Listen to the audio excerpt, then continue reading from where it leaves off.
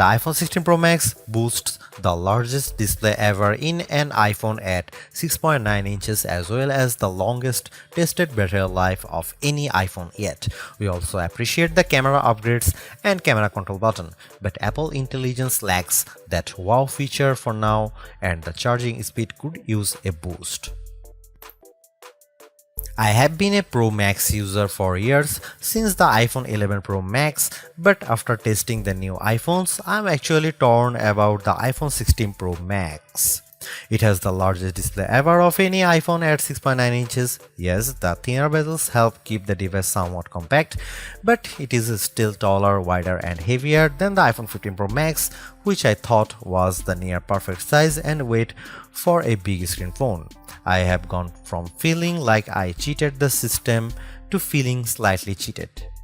This might be an unpopular opinion, but I think the new Pro Max is a little too big, at least for my hands. It's more of a stretch now to do simple things like scrolling through web pages or TikTok, and once you put a case on your iPhone 16 Pro Max, it's like a mini tank. The good news is that the Pro Max is built to be more durable. In addition to having a titanium band, Apple claims that the improved ceramic shield display on this model is 50% tougher than the last generation. We can't drop these units, but on paper it's encouraging. The iPhone 16 Pro Max comes in 4 colors: titanium white, titanium black, natural titanium, and desert titanium. Our iPhone 16 Pro came in the natural, which looks fairly modern, but I prefer the desert color as it pops more. The iPhone 16 Pro and Pro Max displays don't get any upgrades in terms of brightness or refresh rate, but they are still among the best OLED panels on a phone. The only main difference is that the screens can scale down to a minimum of 1 nits, which means you can use your phone in bed without disturbing anyone else and get an even dimmer alarm clock. Otherwise, the new iPhone 16 Pro Max screen is largely the same, allowing the Pixel 9 Pro to surge ahead in terms of brightness. We measured a max of about 1500 nits for the iPhone 16 Pro Max, while the Pixel 9 Pro XL hit more than 2300 nits. Outside in direct sunlight, the iPhone 16 Pro and Pro Max were both dimmer than the Pixel 9 Pro XL, though Google's phone dimmed faster over time in response to the heat. The iPhone 16 Pro Max gets a bunch of camera upgrades, starting with a new 48 megapixel fusion camera for the main shooter that's designed to read data faster. The result should be zero shutter lag and faster focus. I took some shots of people passing by on scooters and moving taxis at the same time on the iPhone 16 Pro Max and iPhone 15 Pro Max, and the new iPhone was indeed faster. The results were not necessarily sharper though, as you can see in this side-by-side comparison. Here are some camera samples of iPhone 16 Pro Max.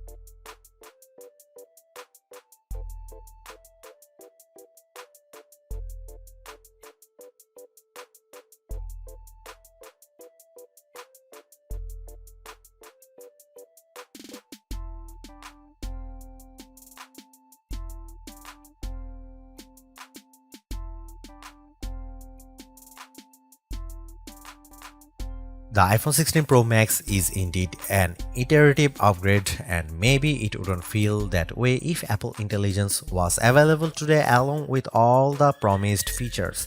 Instead, it's going to trickle out over time, so I would not to be in a rush to upgrade. Having said that, I think that iPhone 16 Pro Max is the best phone money can buy right now if you want the biggest screen and longest battery life. It lags in zoom versus the S24 Ultra, but you get more endurance, better camera quality, and plenty of creative features like photographic styles and audio mix.